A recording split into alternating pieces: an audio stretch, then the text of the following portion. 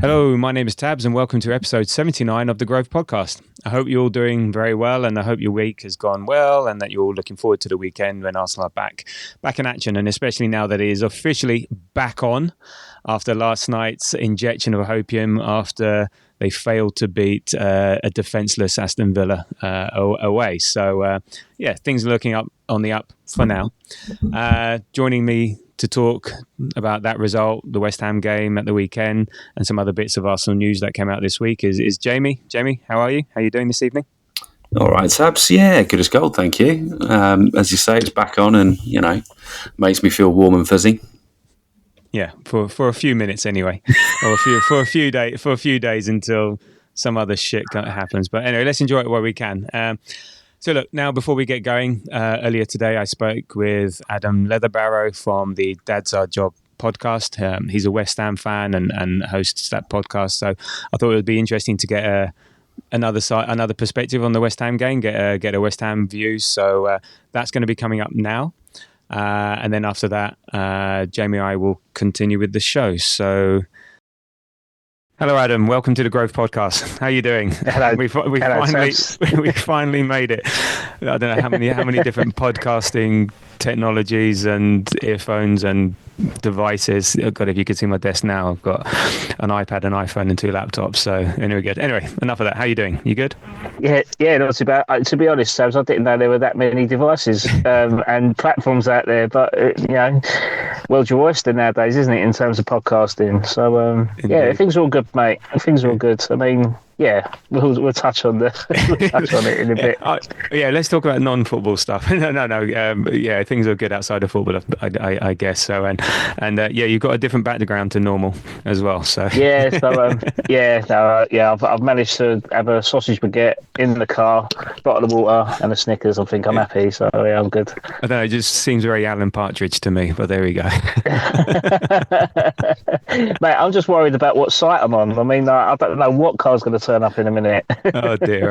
Right, okay. I'll be banging on the door for favours in a minute. Yeah, and Lynn's going to come by and pass you a sausage roll. Right, okay. Anyway, right, we're on a time schedule here. So look. Anyway, obviously we've got you on board to talk about West Ham. We spoke last time before the game, and you're friends of the podcast. We chat offline and online, etc., etc. So look, talking about West Ham and thinking a bit bigger picture before we talk about the game itself. How's the season panning out for West Ham at the moment, and what are your expectations from now until the season ends in May? Well, as everyone's aware, we're on to our second manager now. We had Lopetegui earlier in the season, which I wasn't a big fan of him in the first place. I didn't think he was the right man for the job, and I think come January this year, it was proved right that the fact that he wasn't getting the best out of the team. So the king is dead. Long live the king. Graham Potter's next. And so that strangely enough, what? How can I put it? The fans are behind Potter more than they are with Lopetegui, despite them in their first few weeks of being manager in competitive terms. They've not performed differently. The results are quite similar. The statistics are very similar. Like with Lopetegui was always touted as having more possession-based football than Moyes last season, and it's very much the same now. But one of the positives is that we're not losing by a significant amount of goals. Like we've gone back to the David Moyes-esque philosophy where we'll only be pipped to the post by one goal or something like that. So so we're more competitive in games now, which is good. I think Potter's seems to have got a bit more passion out of the players, and the atmosphere seems to be a bit better than Lopetegui. But yeah, it's kind of strange. Like say, Lopetegui has performed exactly the same way, but never got the support. But Graham Potter got support within the first day of being appointment, appointed, and then we put in a really good performance against Aston Villa, and we're quite unlucky to go out the FA Cup in that manner. So, yeah, let's say things in terms of level of expectations. I don't think there are any because our season's just been so all over the place. You know, with different personnel coming in. Yeah, it's a tough season. I think the vast majority of West Ham fans have written off this season already, and just hoping that we can just stumble through survival this year. Yeah. Just finish above Tottenham. That's all we ask. Just finish above Tottenham. That'd be great. I mean, yeah, look, Potter took over at 9th of Jan. And it has to be said, apart from, I think, was it the first or second game, beating beating Fulham 3-2. He hasn't quite had that new manager bounce. You've had a couple of home defeats against Palace and Brentford, and you got the draw against Villa in the league, which is a decent result. Not everyone can go there and up there in Liverpool getting a draw. So and then losing away to Chelsea, which some seasons you win, some seasons you lose, and stuff like that. So I guess the new manager bounce is more about what he brings in terms of atmosphere, in terms of what you hope for the future, as opposed to and you can see maybe a change in approach that is more pleasing, if the results aren't quite there. At least you're a bit happier in terms of what he's gonna bring long term, and you can see him more as a long term appointment. Yeah, that's what I'm hoping for. I mean, again, like with Lopetegui, he was only signed on a 2-year deal. So after this season had finished, he was in the last year of his contract, and we're no better off than what it was with Moyes last year. But with Potter, I know that he's been given a contract, and obviously there'll be a subject to that in terms of if he keeps us up, he'll be given a sort of longer stint. So, but it's an interesting stat, like if it's 18 months is the average tenure of a top flight manager nowadays, and I think Potter's probably got one season, and again, it kind of worries me. I just hope that the club don't go by those statistics and just actually stick with him for the long term, because he could achieve some really good things at the club. It doesn't sound enough. I mean, and I'm not saying you just blanketly give someone. A lot of clubs are trying to follow Arsenal model. Hey, here's a young manager, give him time. But you need to have that you need to give some time, because if you change it depends what you're changing, and it depends where you're as a club. It depends if West Ham, if you're having to change a culture as well as the players and change multiple things, that takes time, and 18 months is nothing, and you got to start somewhere, and it's a trajectory. So I think that statistic just lends itself to no ability to evolve and no ability to have ups and downs, and you've got to respect who you are.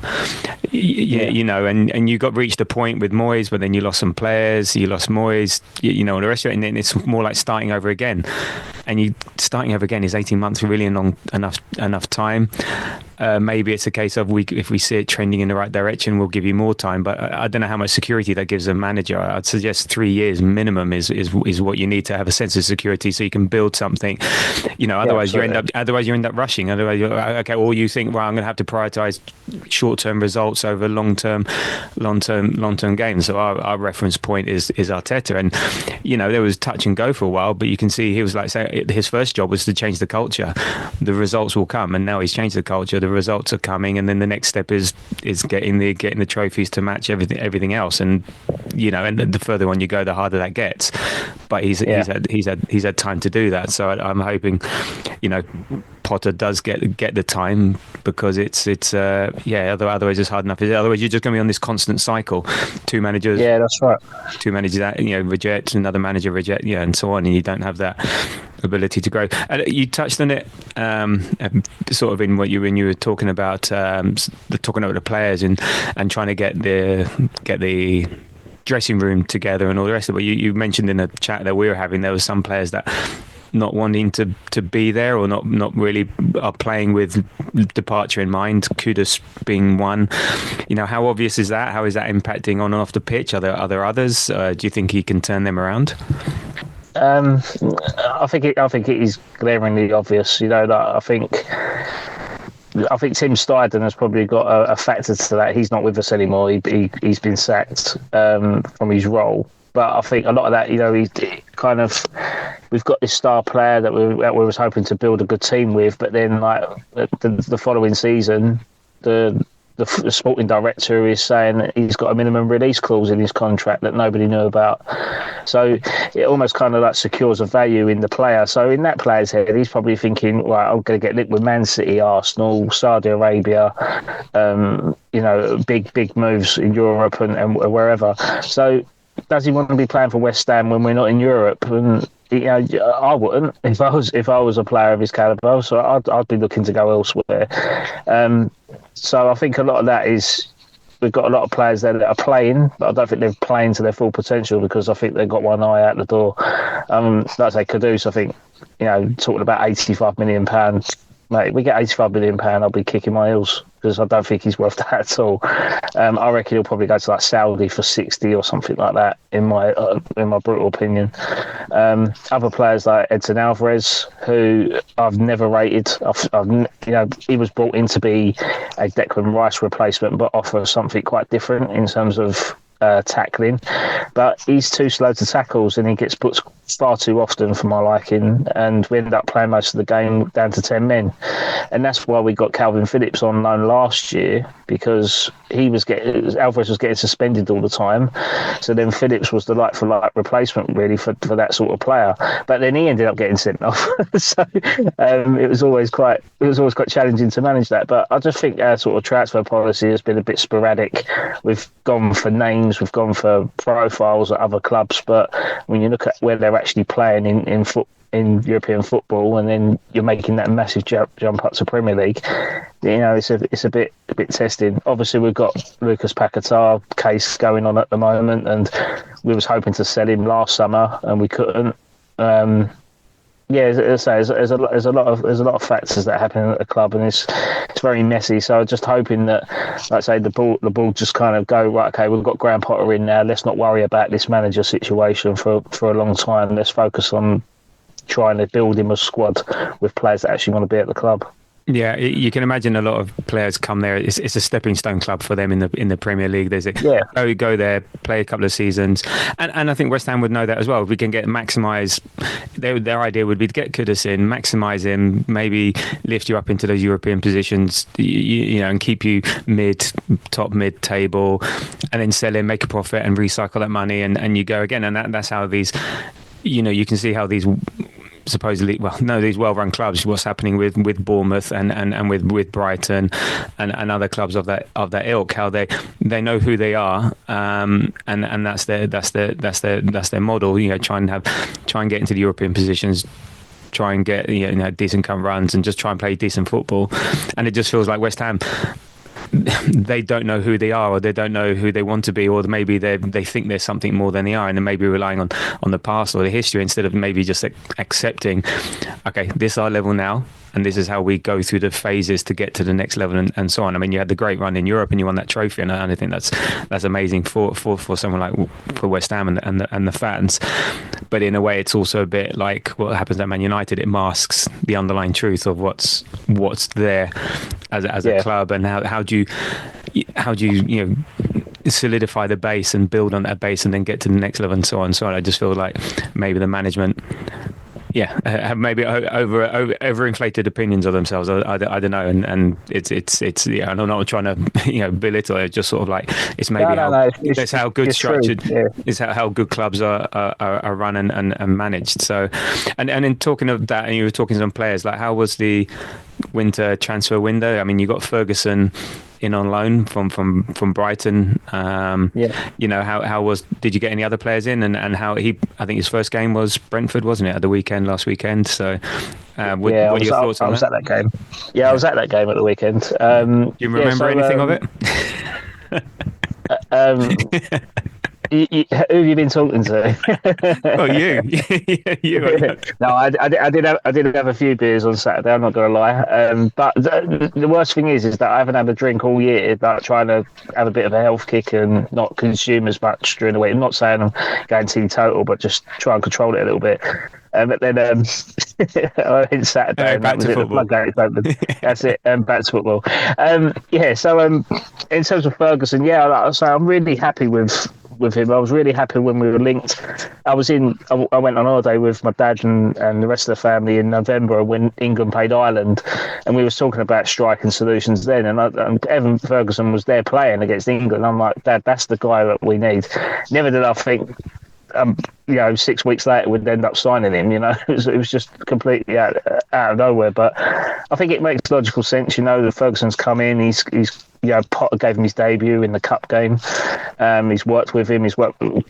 Ferguson's worked with the coaches at Brighton that are now at West Ham in Bruno and Billy Dean, I believe. So yeah, it's familiar grounds for Ferguson, and he's got a good opportunity there to hit the ground running, play alongside Bowen or Somerville when fit, and then you've got Kudus and Paquetá behind him. He's got a good range of players that could feed him the ball, and also James Ward-Prowse coming back from loan. So that was pretty much a signing in itself, which is something that we West Ham fans were quite confused about because he was our outlet last season. Every corner, every free kick, every sort of creative chance come from him. And when we signed Fulkrug in the summer, you'd think, oh, this is like a cheat code. So we've got the best crosser in the league, and then we've got the best aerial duel striker in Europe.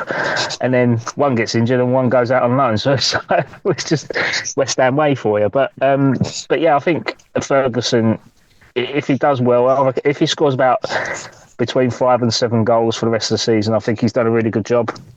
Credit to him. But the bit I'm worried about now is that we haven't got no option or obligation to buy on him.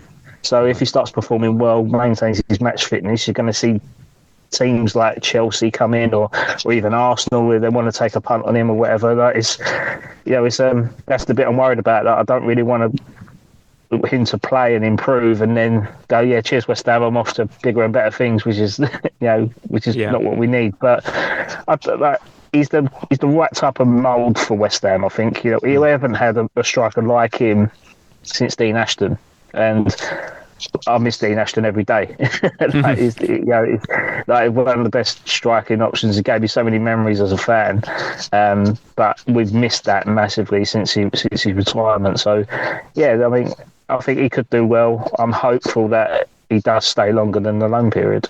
Yeah, I think it's good for you both. Yeah, you'd like to have the option there, but it's a chance for him to re-establish himself. He's still very young, and all that talk back in the day, like a year or two ago, he's £100 million player and all the rest of it, which was crazy talk for someone who's, and he was looking good, but he seems to be beset by, I think, some knee injuries. So I think even if he scores 5-7 goals for you and you sort of build a bit of momentum, you can take that into the off season, into next season.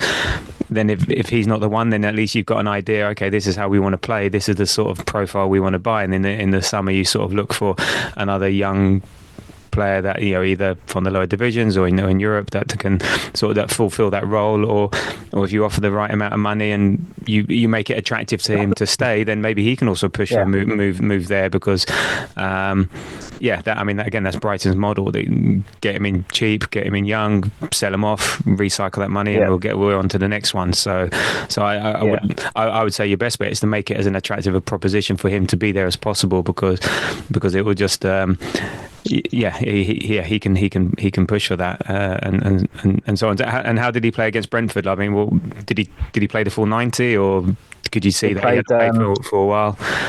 Yeah, you could see that he hadn't played a full game for a very long time, and I think he come on in the second half at half time, right, and he played the full half, and I thought, his movement was good, his physicality was good. He was probably outnumbered a couple of times with Brentford's full-backs, but he ran the channels, he dropped back. I thought he's exactly what we've lacked in a striker. I'm not saying Mikel Antonio was ever the answer, but that sort of physical presence up top we've missed. Yeah. Even in Fulkrug, and it's just a fitness thing really. We've got all these players that could do that job, but they just always get injured or pick up something or have a car accident or something. But, it's just typical that things like that happen. But if it's Ferguson or not, I'll trust Potter in making the right decision in terms of getting the right personnel in, because he's got Carl McCauley now. He's right-hand man who's been in with Ostersund's, Swansea, Brighton, Chelsea. So he knows exactly what Graham Potter wants. And a lot of the Graham Potter philosophy is the fact that they try and lower the actual squad average age down quite significantly, to get younger, hungrier players, and then once they start peaking at a certain level, they sell them and then do the same transition thing again. I think that's what West Ham is probably best for doing, rather than buying a 28-year-old proven Premier League goal scorer like Danny Ings, and then he doesn't score for 2 years.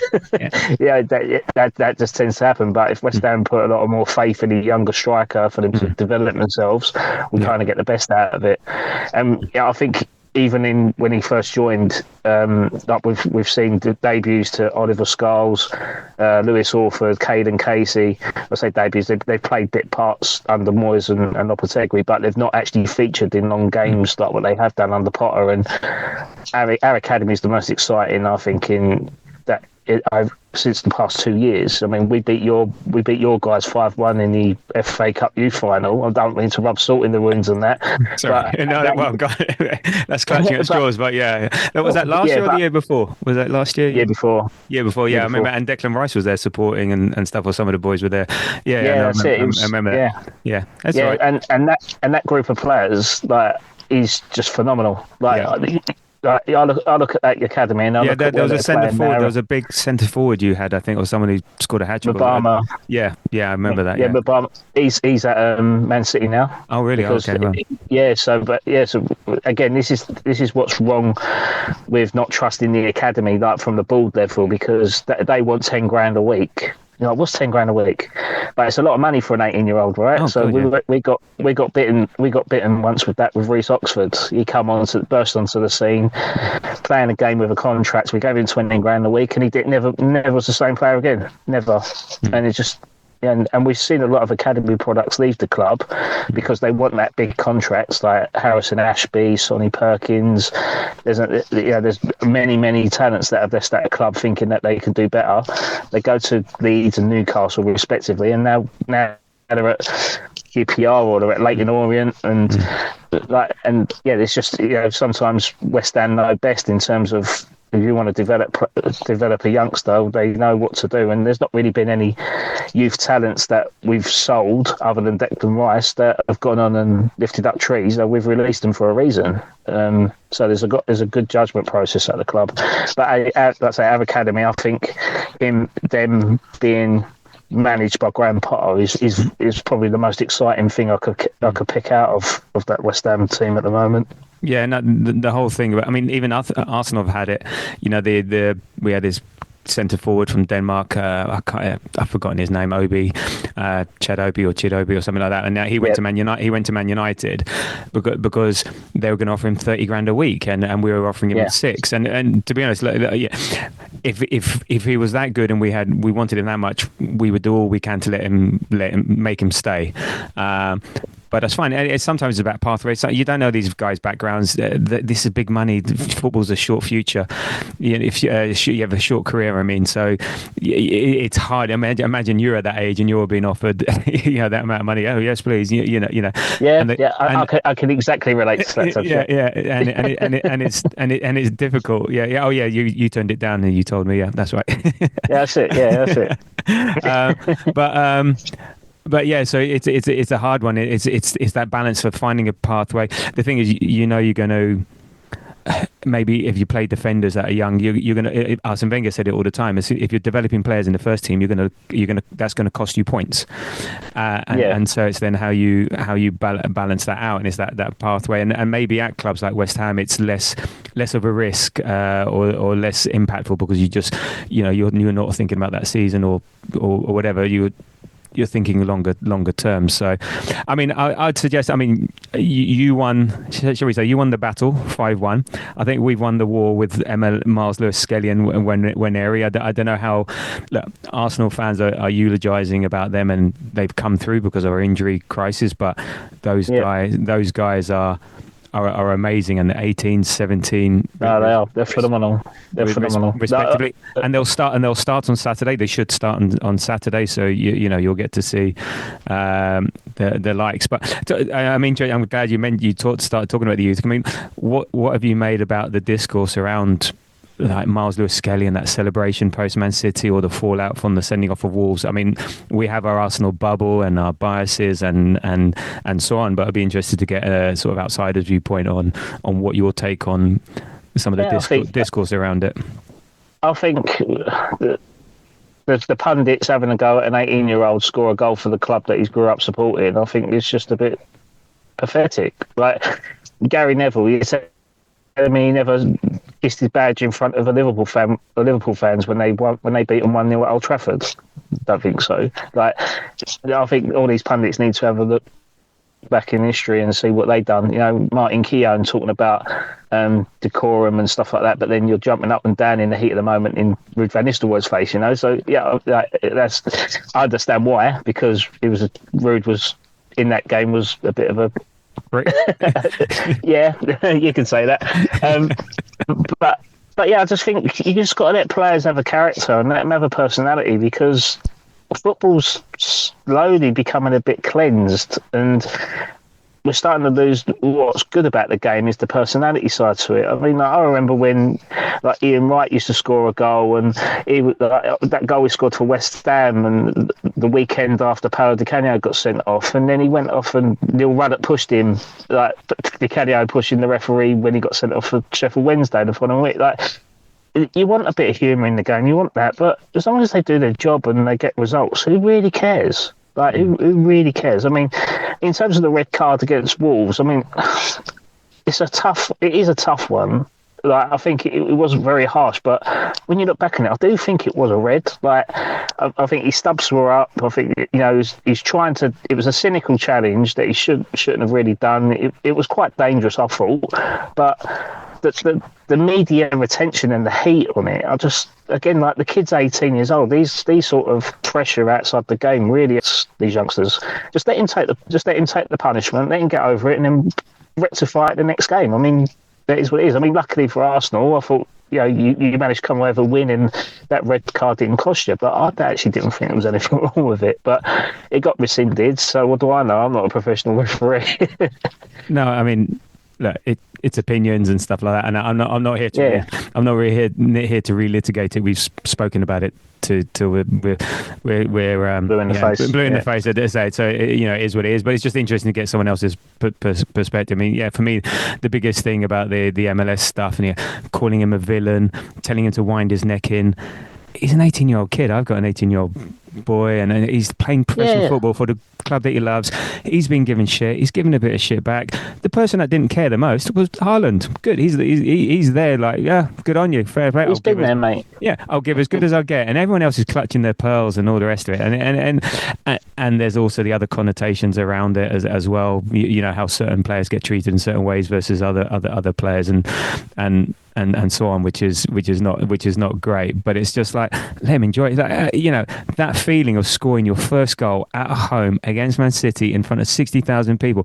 The fact that he just didn't lose his shit is incredible. The fact that he just had the calmness to go and do what he did, you know, premeditated or not. Fair play to him. So you know, exactly. But let's stop this sanitization. Let's stop this celebration police. You know, and it's all there to create content. I think it's a bit disingenuous to create clicks and stuff, because you could see it after the Liverpool game.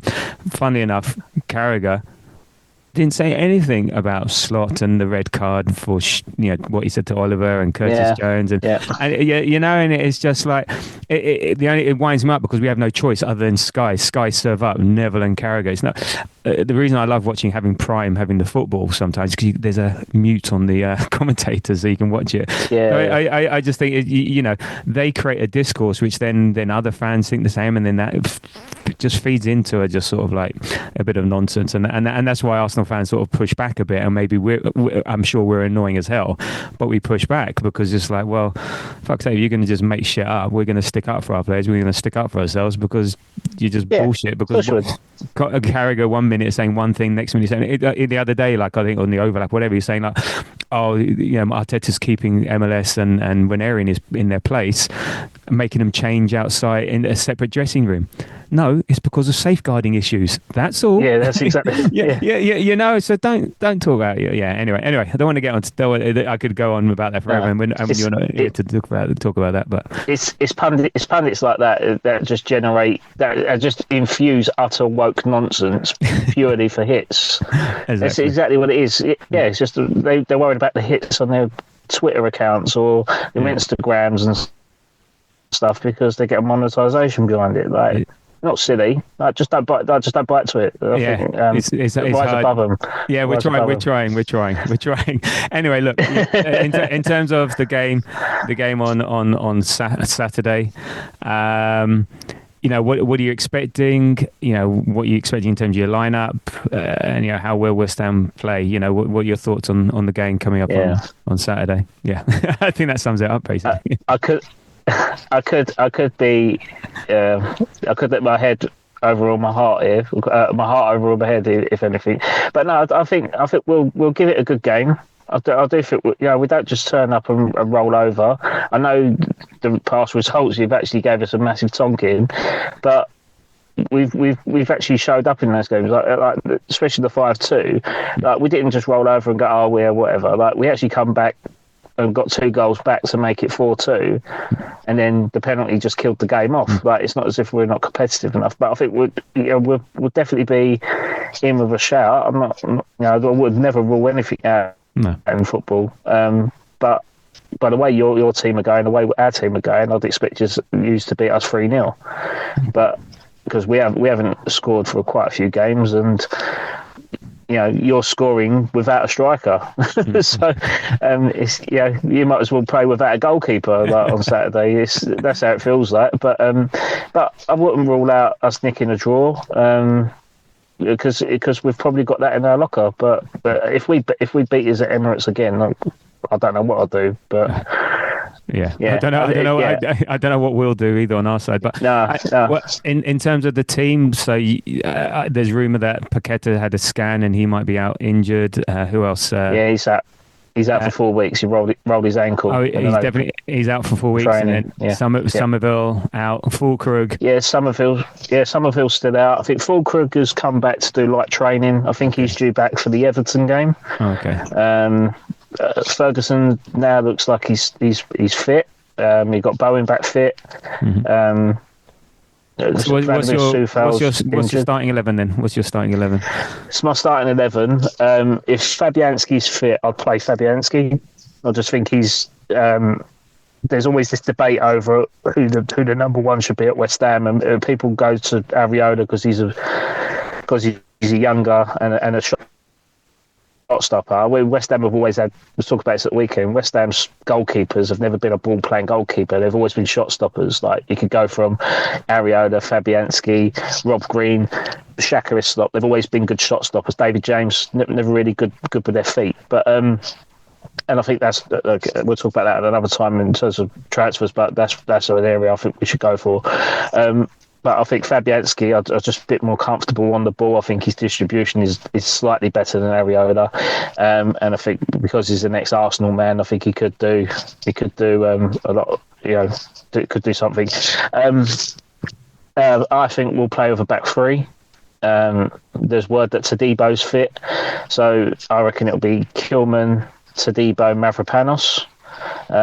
Left wing back will be Emerson. The 2 holding midfielders will be Alvarez and Souček. Right wing back will be Aaron Wan-Bissaka. And then I'll probably say we'll play 3, or 2 number 10s, and then a striker, or 3 up top, for the sake of argument, will be Kudus, Bowen and Ferguson. That'll be my 3-4-3 formation, if anything. Okay, and will Paqueta be a big miss? Or do you think you'll be able to manage without him? The thing is, some of his performances, he could create such a moment of magic that could completely change a game. But I think him not being in the squad, it might allow us to open up an avenue to let someone else thrive. So if Kudus is operating on the left and Bowen on the right, with Ferguson in the middle, I think that could be quite a good front three there. I mean, Paqueta's usually playing left wide or as the number 9. So. Having him out of position or out of the team, it could be a benefit to us to allow other players to do well. Yeah, no, I think you do have some threat. Yeah, everyone has a fighting chance. We've struggled. I think the one thing that you might struggle with is that when we've struggled is because teams have played with a low block and they're hard to break down. I don't think West Ham have that discipline or aren't that sort of team that can do what Everton do against us or what Fulham might do. I think we will have opportunities, and that's where maybe we will come out of this rather than West Ham defending for their lives. And we always seem to do well against back fives, back threes as well. So I think that's where maybe you might come up stuck, but you've got a threat. James Ward-Prowse, if he comes off the bench with his set piece quality, Bowen's always a threat. Ferguson proving a point. So I think up front you may have a threat. I just think defensively you might not be able to, even if we are struggling. We've got an amazing defence, goalkeeper, midfield. Yeah, up front we're struggling. So that whether it's going to which one of the two, which one of the two are not so great. Front line or back line is going to win out at the Emirates. You'd suggest that we're obviously clear favourites, but there may be opportunities there for West Ham. So prediction? Yeah, I think you'll beat us 3-0, but that's just my head. But my heart, I reckon we might get. My heart says I'll draw. But it's all dependent on how the battles are won in the middle of the park. I mean, we've got Souček and Alvarez who are warriors. And Souček likes to run around and cover a lot of distance, but he's up against Partey, Rice, Jorginho, Odegaard. So it really depends on who's better on the day. But 83% chance. But I saw online Arsenal are going to win the game. So there we go. And look, we spent half an hour, and I'm sorry I can't argue it. We've spent half an hour. We haven't even mentioned the Declan Rice derby. So there we go. I'm sure he'll get a warm reception from the West Ham fans and obviously from the Arsenal fans. I think that's still all right now. I think it's all cooled down now. Yeah, which is quite good. Good stuff. Okay, well look, I'm running out of free time on my free Zoom recording. So look, Adam, it's a pleasure to have you on. Just let our listeners know how they can find you and the gang online and listen to what you do. Yeah, so you can find us on Spotify, Podbean, all other media outlets. But what we're starting to do now is do more live streams on Thursday evenings at 8:30. So you can join in and talk with Rob and Callum, who are the Arsenal boys, and then you can have a go at me and tell me how much you love Rice on the chat box. And that's at Dad's Dad Job podcast. So it's and you can find us on X at Dad's Dad Job podcast. So okay. Oh well, look, thank you very much, and I'll speak to you on WhatsApp in a minute because seriously it's going to run out. That's right, mate. No worries. Cheers, mate. Cheers, Thanks for having us on. Cheers. Okay, so there you go. Some wise words there from Adam, but not a lot of hope. His head said a loss, but his heart said they might scrape a draw. But good to have his perspective and insights on the game. So, but before we talk West Ham, Jamie, interesting stat on February the 22nd, 2024, so last year, which is also Saturday, Liverpool were 5 points clear of Arsenal. If Arsenal win versus West Ham on February the 22nd, we'll be 5 points behind. Is it back on? I mean, that was literally my instant reaction was a text message to my Liverpool supporting mate going, "It's so effing back on! It's so effing back on!" in massive capital letters, and then immediately followed up in brackets with "until it's off." Here's what it is, isn't it? It was never really quite off for me anyway, because the whole point is just, you keep willing yourself all the way there till the end of the season, and the players have to keep playing all the way to the end of the season. But it does feels that tiny bit more realistic and tangible, and like there might be something there. And you start to think now, They've got City on Sunday, and I know that we might have humiliated them, but they have got plenty to play for. City, they are in serious danger of not making Champions League, and that's almost worth losing the league for. I don't know. I mean, it's honestly though, it's a big deal. Like they are very much in the race for third and fourth place at the moment. And yeah, I mean, if they were to lose on Sunday, they can drop as far down technically as seventh, but sixth, given that the goal difference situation with Newcastle.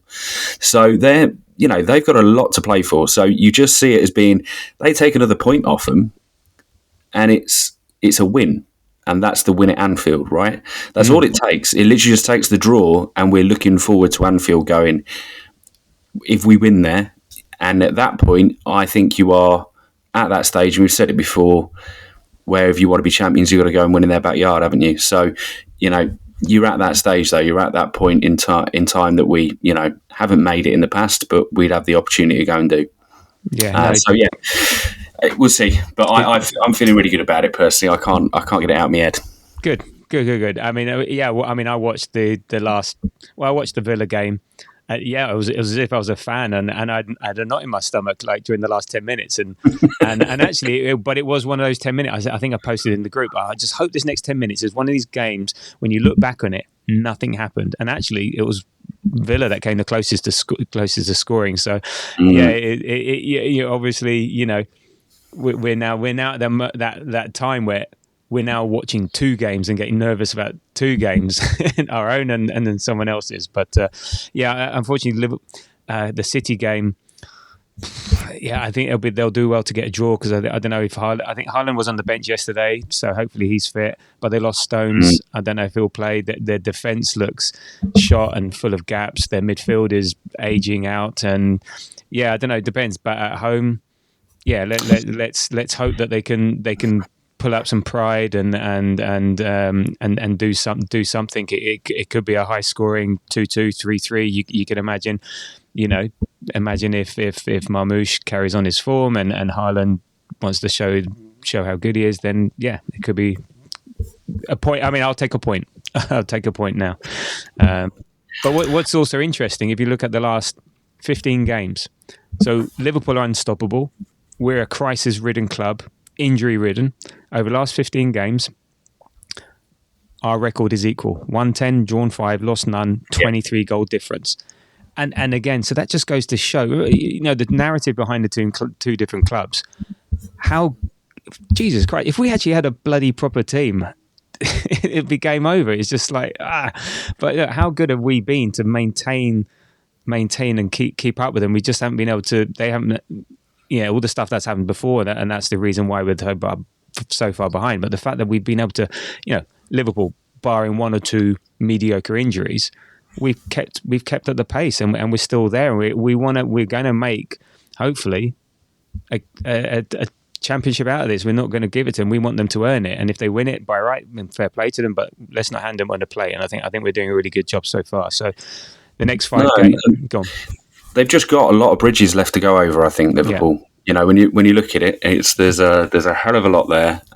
There is immediately before us. There's the Chelsea game as well. So even if it's not the City game, which I still say going to City away from home is never easy to do. And you might say City do. Of course they don't look anywhere near as good as they were. However, they're still ahead of Villa in the table. Yeah, on their day. By, 4 or 5 places? Yeah. So, City is still there. City have still got a great attack. Marmoush looks like he's doing pretty well for them. Yeah. They've got Haaland, as you say, is going to be fit. And you look at the rest of their fixtures, there's plenty of games there that they can trip up in. Especially there's the Chelsea game and the Tottenham game before us, right? And even again, Tottenham, are Tottenham this season, but you know what they're like. As absolutely, although mind you, end of a season when they know what's going on. I wouldn't put our hopes on Tottenham. Yeah, let's no, let's write that one off. But nonetheless, look, City. The Liverpool, the next 5 games. So they've got City midweek when we play Forest. They play Newcastle at home. Now, what sort of Newcastle team turns up? Is it going to be the ones that lie down and want their belly scratched like they did against the City at the weekend. Then you got Liverpool, Southampton, so that's a write-off. Liverpool, Everton derby, so again that would be a tight one, and then Fulham away, and then we've got West Ham, Forest midweek tricky, Man United, then Chelsea at home, and then Fulham. Actually, Fulham in the space of a week could have a big say in the Championship. So, yeah, look, there's no givens on our side. I think there's no givens on their side, but I think we're making a good fight of it, considering everything behind that, and then.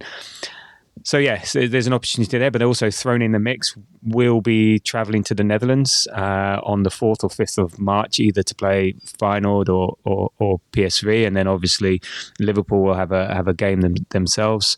So you've got to throw that into the mix, and both will be away legs. So yeah, it won't be easy. So yeah, talking to Champions League, any preference between Feyenoord or PSV? There's a massive narrative right behind one of them, but any preference? Not really, to be honest. I know that there's the narrative is what the Robin van Persie is being linked with the Feyenoord job, right? Yeah, it's written, isn't it? Surely, if he gets the job, we'll be playing them. I mean, yeah, sure, whatever. I sort of don't really care too much about it. At the time, if it becomes, a tangible thing, it'll be an interesting one. I mean, it'll be an interesting one for a lot of fans. Obviously, I think the vast majority of people, he really doesn't spin their wheels. Let's put it that way. I still think of a lot of the good times of Robin van Persie, to be completely honest.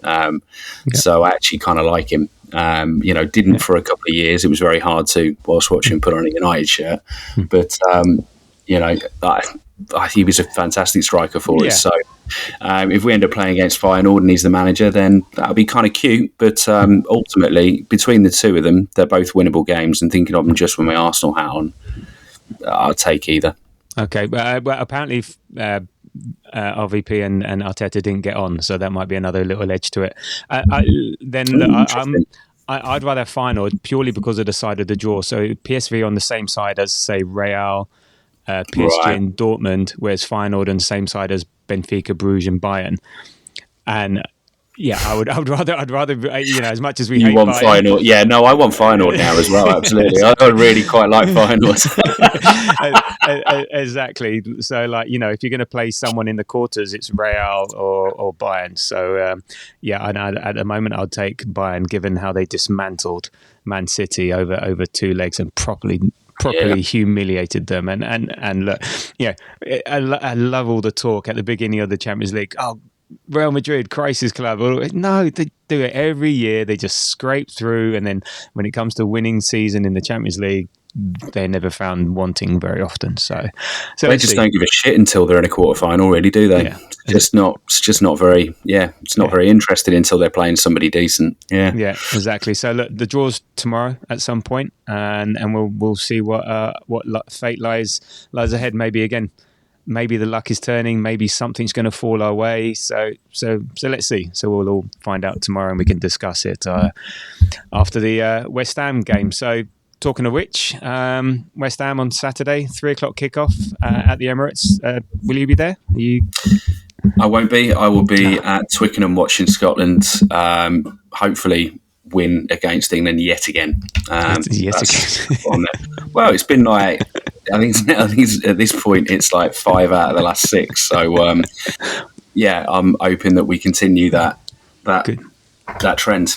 Good stuff. Well, I hope you enjoy that. Well, I'll be at the Emirates, and so in terms of what I'm looking forward to, getting back to the Emirates. It seems like an age since I've been there. I think the last game was the City game, and then everything that. So, and then looking forward to how the team's going to continue to adapt to the challenges we face in terms of the players we have available and how we're going to adapt. I think we had an idea after Leicester City, and we'll talk about that in a second. But I think it'll be interesting to see how that is and how that pans out at home. And talking about that, and what I'm not looking forward to is potential impatience of the crowd.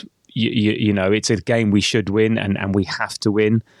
But like Leicester, it might take a bit of time to get the result. It might not be fluid. It might not be fun. It might not be nice. And so we just need to just be back the team and grind the win out. And we may have to do that until we get a bit of momentum, bit of rhythm. So I just hope the crowd don't get too impatient. And I have a feeling they might be. To be honest, I don't know. I don't know about you, but I just have a feeling that thinking of a lot of the crowds that we've been in where we have seen that much impatience and sort of people struggling with, chomping at the bit for us to throw every man forward and whatever. I don't know. There's something about where we are at the moment and sort of the feeling around it, and the fact that it feels like there's a lack of pressure. It's sort of all slightly free hit all the way. Yeah. I don't know. I just have a little bit of a feeling that I would hope that my kind of fellow man and woman in that stadium is going to be a bit more patient. Yeah, I know. I think they will. And I think, as we said last week, I think playing Leicester away after Dubai, given everything, I think it gave them a bit of breathing space. You have that game and the way that game turned out, 70 minutes, 80 minutes gone, and it's 0-0 against worst defence in the league. And you have Wout Faes in defence and you haven't scored a goal. Yeah, as much as your head says, okay, your heart is saying one thing, and then normally the heart rules the head in the stadium. But let's see. So what are you looking forward to, not looking forward to? Not looking forward to the fact that it hasn't been moved. I was really hoping it might get moved to Sunday. That would have made me delighted. So, yeah, that's a bit gutting. What am I looking forward to? Well, to be honest, match of the day probably. It's going to be one of those now where I'm just... it's a 3:00 as well, and I'm not going to end up being able to get hold of it. I'm just going to end up watching that match of the day. But yeah, I am genuinely. I think in terms of what I'd really like to see, another performance out of Ethan. It's just at the moment delightful watching every single game that he plays. So there's a bunch on the extended highlights that I can get a hold of him. I'm going to be really, really delighted because at the moment he is probably the thing that's most fun about the Arsenal. And of course, I'm really intrigued to see what Mikel does with the 9 situation and the impressive performance of Mikel Merino there for half a game last week. Okay, so with that in mind, that leads into the lineup. What would you do, and what do you think Arteta will do in terms of front three? Or he might change up. Maybe Partey goes out, Rice takes a step back, and Merino takes the left 8 positions. So what's your starting 11? Or any changes to the starting 11? It's really tough. I think and this is why I'm so intrigued, is that I almost don't have an opinion on it. So I can see an argument that says that bringing Merino on in that position for shorter spells and not asking him to play there for 90 minutes potentially is going to have greater impact, right? And we've seen that before. That's what the Ian Marshalls of this world used to do, and Matty Elliott and countless others that played for Martin O'Neill at various points in their career. Used to do with playing, they all shifted up from centre half to striker, right? But I wouldn't be surprised if he continues that tactics and he picks a more natural attacker in the front line to start the game, and then ultimately shifts Merino in there if he feels that we need it with 40, 30 minutes to go, whatever it might be. However, it's really hard to not watch that performance and go, do you know what? I think he could do a really half-decent job there. And also to have watched the Trossard performance and go, it just doesn't really work at striker, does it? So just going off the Leicester game, you pick Merino up front. Yeah, no, that makes sense. I think with Trossard, I think he can play up front the false 9, but he needs someone big to play up with him. He can't play it on its own. So he can play there when he's playing. So when it was him and Havertz, so him and Merino could work, but him on his own, the problem is that we just have no long ball outlet. We're Lily put up FC at up top, and so we basically, without having someone who can post up at the top, we don't have that outlet ball when we're under pressure at the back, and so therefore then it makes us easy to press at the back and easy to press at the front. So yeah, it's a tough one. I mean, for me, it's like, I think Arteta will start with the same front 3, just because that's not really what I want, and just because I don't know. Does it kill Sterling putting him on the bench? Does Sterling offer It's anything? a shit about killing Sterling. We're not going to True. are we? But we're going to need him. We are going to need him. So you still have to be sensitive to that fact. And no, you're right. We've seen Sterling go to shit quicker than it did when we had bloody Cabbage Face as Prime Minister. So look, I would rather. I thought it worked. I'd like it. Whether he has the same impact, I think it's just what he offers to the overall team. So I think we need to find a way to get him in. So we either play Rice at 6, Marino at 8, and then we start with Sterling, Trossard, and Waneri, or I think we start with him, because the other thing, having Sterling on the bench, he can come in for Waneri or Trossard if anything happens for them. If anything happens for them, then we're lost. So yeah, what I want, but I've got an inkling. I think Arteta will want to. He's a stubborn git, and he'll want to just try it one more time. And it's at home, and it's against West Ham, so I think it's like maybe a safe bet to give it one more go, and that's what I think he will do. And what about at left back? Do you think keep MLS there, or do you think it's one for Calafiori? Because West Ham play with a back three, and we do pretty well against back threes. Do you think, MLS, or no, you're shaking your head and we're starting with MLS? I just think at the moment, the core parts of the team that are working really well, and that is what he is now,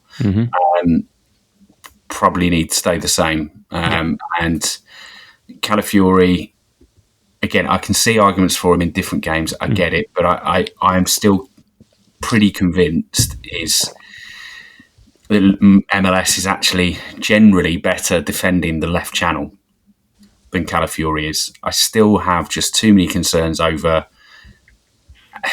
how slow off the mark he is in his turning circles, stuff like that.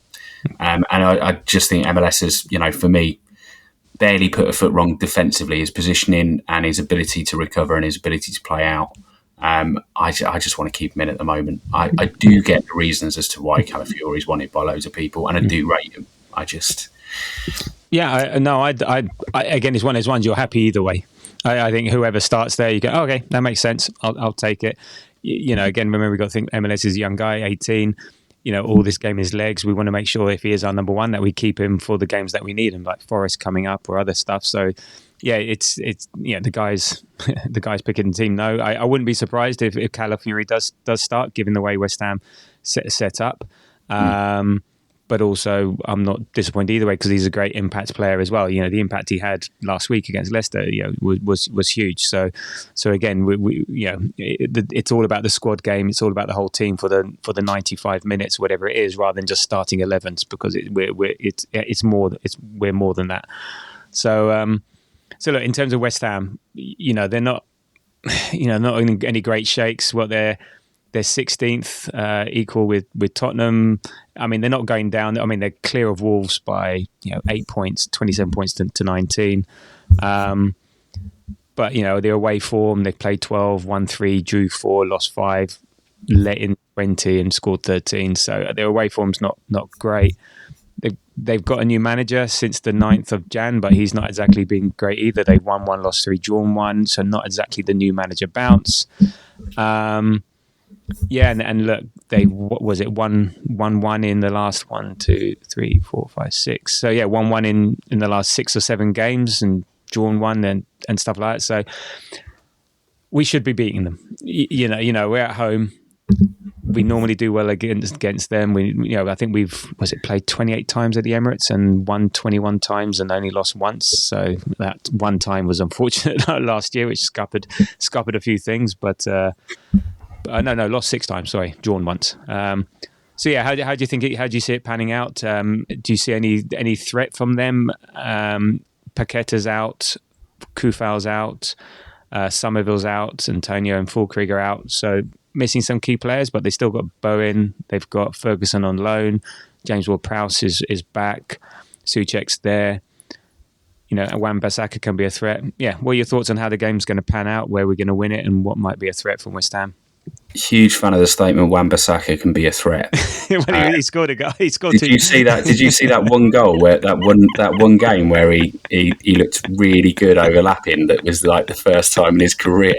It was the one before. It was the one before us, and then he scored against. I think he scored 2 goals in 2 games. Yeah, very similar. Yeah, he did. He did. He had like a good week, didn't he? Yeah, there you go. Yeah. Well, that's my only West Ham memory. I'm not having that overall though. Wan-Bissaka can be a threat. All right. Okay. He's a very, very good one-to-one defender. I'll give him that. Yeah. He's phenomenal at that. That I've not seen many of our wingers give him a hard time actually.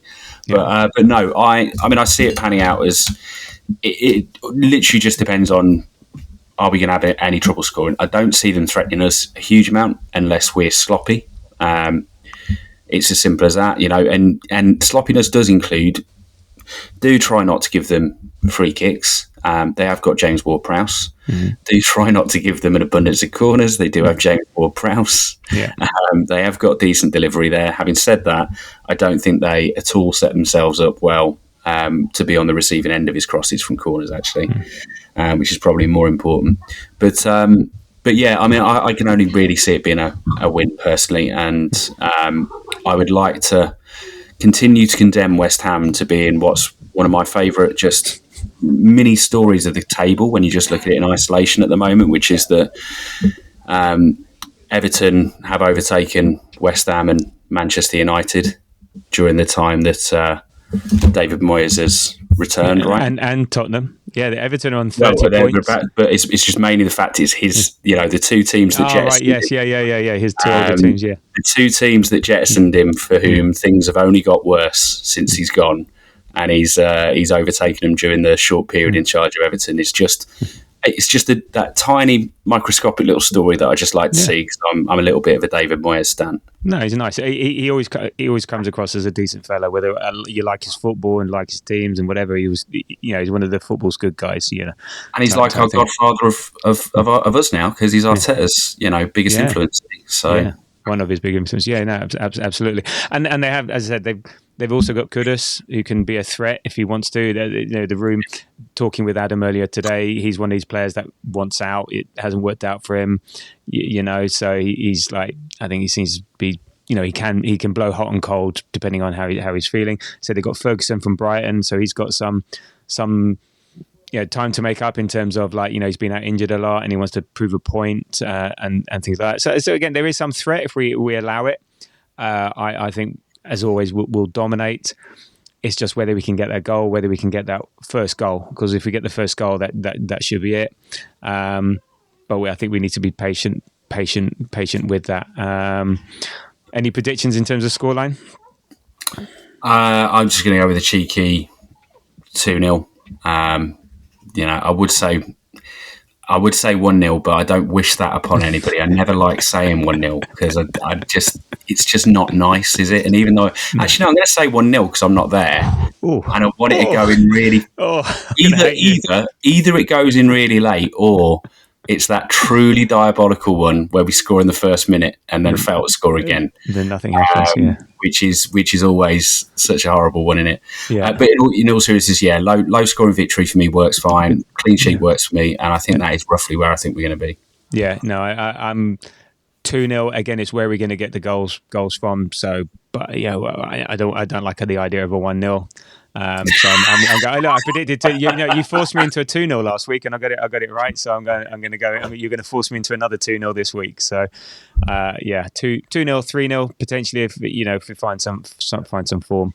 Let's see. So that's great. So look, I don't want to fully write them off. There's individual talent in that team. There's a couple of players I quite like. Tadebo at one point I really fancied for us. I quite like Kudus for us. But they're just. It feels like they're just a bunch of individual talents that don't really gel together and have no real identity. And as such, they're performing terribly. They're not going to go in that respect. They're not going to go down. There's 4 or 5 teams worse than them. It's all about Potter. I think it's about Potter coming in. Talking with Adam earlier today, it's more about Potter.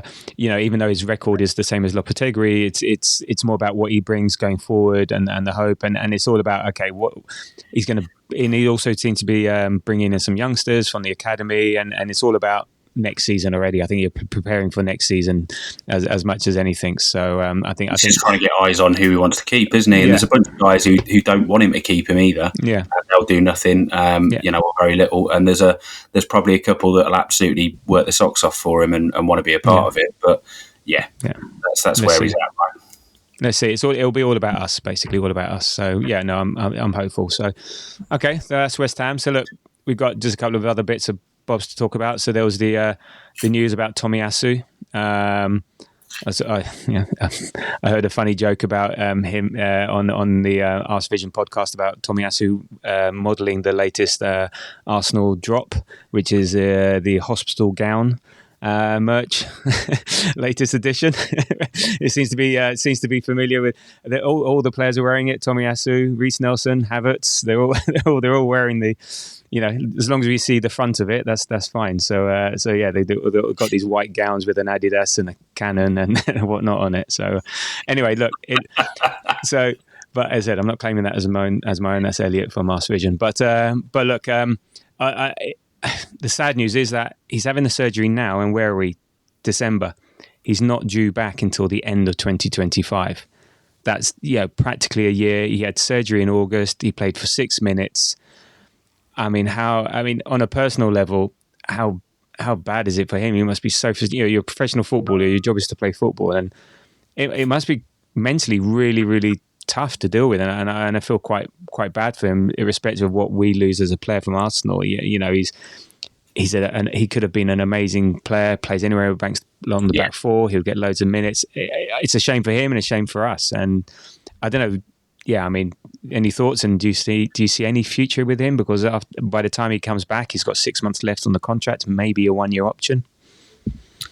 Who knows? I mean, I don't think so. I think it is bad news for us. Obviously, you like to have a guy like Tommy available, and for him, I feel for him massively. And I think he has talked about it being really tough. And we know just from you listen to any former athlete talking about time spent injured, and it is a depressing, lonely place to be in, and it's horrendous, and ultimately as well, they tend to be treated like lepers somewhat within the clubs. People don't want the wounded animal around the herd, and that's kind of what managers tend to do. So for Tommy, I really feel for him. I think he's probably having a pretty awful time, and the key thing to remember for some that might get frustrated with the likes of Tommy is it ain't his fault. No. And ultimately, I think we'll regret that contract, maybe, is the feeling that I've got, because I think when he does come back, you don't see it being a long-term thing, right? You can see him maybe having to drop down a level even or something, and if he does, it'd be a great shame. Sometimes players do come back, though, and sometimes they do have a great career, but the fact he'll come back so far down the line with us, I wonder if he'll get the chance to make the impact he needs for another contract. Well, this is the thing. I think if you've been out for that long, you want to play. You just want to play, and you don't want to sit on the bench. So I think he would be looking.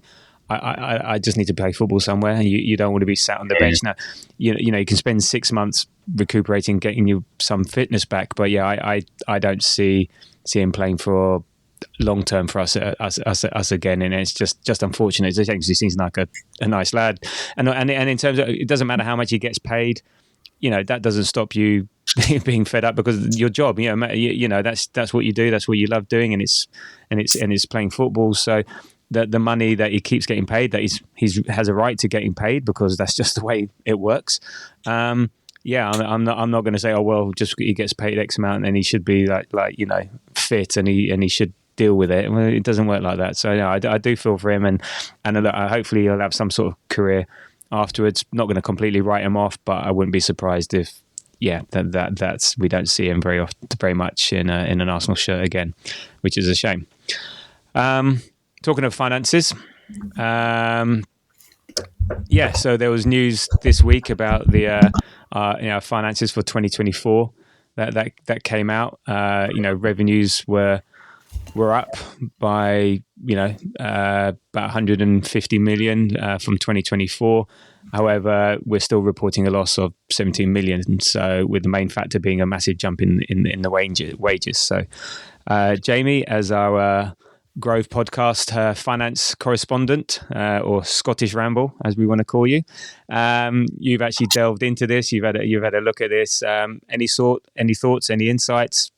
I mean, I read the report, Tabs. That doesn't mean that I know a great deal. But well, you know a lot more than most people who just reading the tweets. But just any thoughts on it, and do you reckon it'll have an impact on the summer? No, I mean, it is interesting. Obviously, the overall loss was 17, 18 million as the headline, but it's almost a pointless endeavour looking at it to a certain extent when you delve into the report, because especially when you look at the dates now they line up. But yeah, so I mean, as you say, revenue's up 32%, wages have outpaced it, and so therefore you make a small loss. But there's good news stories. The commercials up, the UCL prize money, the TV revenue, etc. I think the interesting bit with the UCL prize or the UCL money, is that there was some of the revenues were accounted for, but not all of them from that season's performances, just due to when the cut-off date is. It ends on 31st of May, is the end of that financial year for us. So it's it doesn't account for everything that we made out of the Champions League. And obviously, once you're in a position where you're in the Champions League and performing fairly consistently in it year in, year out, you then start to see that cycle of revenue actually being complete, because you're picking up the previous years in your new report. And also the main thing was the transfer spend for that included the summer of madness, the Rice, Havertz and Timber summer. So, that was a big summer of outgoings, and we really struggled to shift players that summer. Whereas this summer, much more balanced. We had ESR and Ketia going out, a couple of signings in, but it was pretty modest. So I would expect from that, we look at next year's annual report when it comes in, and it's going to tell us that we've made quite a considerable profit, more than likely. So yeah, it was having a look through. I think the interesting bit is when you look at it versus some of the new regulation, which has been out there elsewhere as well. So the UEFA squad cost ratio in particular, which is where you can only have, so I think this season it's 90% of your squad cost. Mm-hmm. And then it's dropping to 80 and then 70 over the next couple of years, isn't it? Precisely that, yeah. It's and effectively when it hits the 70 will be about the time the Premier League puts in place essentially their new version of PSR, being about the same thing. But that's still being worked out because it involves lots of other questions. But the essentially the way that's going to work is that we're in a really good place for that, basically. You look at this report and we're in a good place for it. You look at the previous report, we're in a good place for it, and you look at what where we're forecast to be, and we're in a really good place for it. Whereas a host of other clubs in the Premier League aren't. Manchester United are about as screwed as a screwed thing. If they had any hope of getting into Europe this season, they would have come a cropper with this, basically. Wow. So yeah, I think the main thing is, for us as football fans, I'm not that interested in Arsenal as a business, aside from how it impacts what the performance on the pitch is going to be, and then a little bit of on the side kind of geekiness around it as well, and comparing club to club and whatever. And the plus point, I think, for us as Arsenal fans is just that the financial results point to a position where we're going to be able to invest, be quite free, and ultimately be in a place where our finances aren't going to stop us competing in any way, shape or form over the next few years, as far as we can tell. Well, that was what I was going to ask, because recorded as much of revenues has gone up, at the end we've recorded a loss, and so in essence, to me, that even though the revenues are good, how do we fund transfers? And the only way we can fund transfers is either income from sales. Now this year I don't think we're gonna make a huge amount, 50, 60, 70 million if we do well. So for me, it means that it's up to KSC to put their hands in their pockets. We are still not self-sufficient, self-funding. So actually any business that we do want to do can't really be supported by the current the current budget. So I know, 60 million in cash. There's a 150 million Barclays credit line, I believe. There's a KSE asset that can be drawn on at will. So there's a few bits there, but all those things, if you drew into them, ultimately getting to the point where you're going to have PSR concerns anyway. But I mean, I almost wonder whether that's why we had the big summer, we've had the quiet summer. And ultimately, the difference now is, say, you would be forecasting now based on what's there, and then based on when you just look at transfers and contracts, what's changed since that annual report. Well, we've had better on-field results. We've had more attendances, higher ticket prices. Mm-hmm. The 1,000,001 drops have continued to happen. We know that there's been more Champions League money than ever. It would be incredibly surprising to not see a high double figures, maybe triple figures profit for the next financial year, right? Okay. That's ultimately what you do. In the way that they're working the entire time is that ultimately they are working. Any transfers we have this summer, a lot of that impairment is going to land in future years. So it's fine. I think certainly from what I was reading there anyway, and again, no expert, but reading other experts, listening to other experts, and then looking at myself and waiting desperately for the Swiss Ramble article, like the Brentford one that I read today, because he started with them, just because I think he supports them, doesn't he? Yeah. Anyway, from everything I've seen, I'm looking at it and going, this is really good. This is great. And if I compare it to some of the other ones out there, like the United one and a couple of others, it looks particularly rosy. Yeah, no, I think it does. I just think maybe just the timing of all that. You're right. Next year we'll have the revenues. So, but if we want to buy stuff this year, now I know everything gets split over X amount of years and yada yada yada. I still think KSC may have to put their hands in their pockets. I think we can supplement, but I don't think we can go full. Say if we want to have a £200 million summer, and if we get 50 million from sales, that's 150 million that we have to make up somewhere, and there's a bit of, as you say, next year's profit that we can draw into and other stuff. So, don't know. It'll be interesting. I don't know. And for me, if they do need to delve in their pockets, then it's a bit of a referendum on where they want us to be as a club. Because I think next summer is an opportunity to say, Man City, will they be the same? Are they aging out? Can they rebuild and be as good again? I mean, they'll be good, but can they be as good? Liverpool, the last hurrah for some of their players. Will they re-sign them? And Chelsea, who knows what that bag of shit are going to do? So yeah, I think this summer is going to be pivotal in terms of, okay, how serious are you in terms of what you want to do, and then how do our financial results help us? Yeah. I mean, no, there's no doubt. There is. It's still a finite fund. I'm not saying that we've somehow created a massive pit we can dig into, but nonetheless, I think you look at it, and I'd be super surprised if we couldn't see a repeat. I mean, bear in mind that summer that this report pertains to is the one where we went and spent 200 million on 3 players and couldn't shift any bastard out, and had a real trouble getting their contracts off as well. And the contract situation should be the same, if not slightly better, is the understanding at the moment. It was for that season. So you add all of those things up, and then you look at the fact that the other revenue stream should have gone up, and you go, okay, so more than likely that position is going to be vastly superior for that year. There should be plenty of draw on them. There should be plenty of movement to be able to go out and do the same as you did with Declan Rice, Kai Havertz and Julian Timber. Okay. And I think I don't know if we even necessarily, it might involve some of the same fees, but I don't know whether, it necessarily needs to be 3 knockout players. I've kind of always seen it as 2 knockout players and plus 1 almost, but, it depends on who goes out and all that kind of stuff, doesn't it? Okay. No, really good. So Isaac, Williams, Sesko and Semenyo all coming next season, and you heard it here first. Thanks, Jamie. Semenyo. This is suddenly gathering a bit of pace, isn't it? And I love the guy, but isn't he 30? No idea. I didn't pay that much attention. I don't know. I could easily look it up.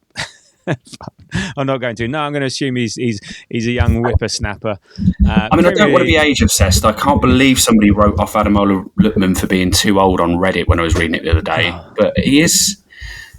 Yeah, I know. No, he's 25. I'm talking 25. up my arse, That's mate. perfect. Talking So well out my Premiership arse. ready. Yeah, Premiership ready, proven, play across the front I'd three. take him. Yeah, Yeah, I'd take absolutely. him. His Fair enough. stats are better than Nico Williams. Just doesn't score a goal, a banger in the Euros, and everyone goes doolally about him. So yeah.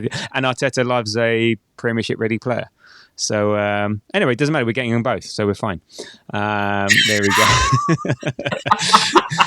We're doing fine because we're going to sell a load of hospital gowns with the Arsenal crest on it. All right. Okay. Well, look. Thank you for that. That was. I know we've got the other half hour, but that was quick and dirty for us. So I appreciate that. Look, you can follow us on Threads and Bluesky at the Grove AFC. And next up, we'll be talking post West Ham and then pre-Forest midweek. So look, thank you, Jamie, as always, for your insights, especially the financials. That was really really good of you because I'm sure it helped a lot of extremely shallow. That was. Tabs, it's that's fine. If there's a layman out there that's so layman-like that they can appreciate my layman-likeness on it, then that's all right. It's fine. Look, this podcast is nothing but shallow, so it's good. It's in line with our philosophy. So so there we go. So look, thank you. Enjoy the egg chasing on Saturday, and I don't give a shit about rugby, so I don't care who wins. But for you, I hope Scotland win, and so on. And that all that leaves me to say is until the next time, come on, you Gunners.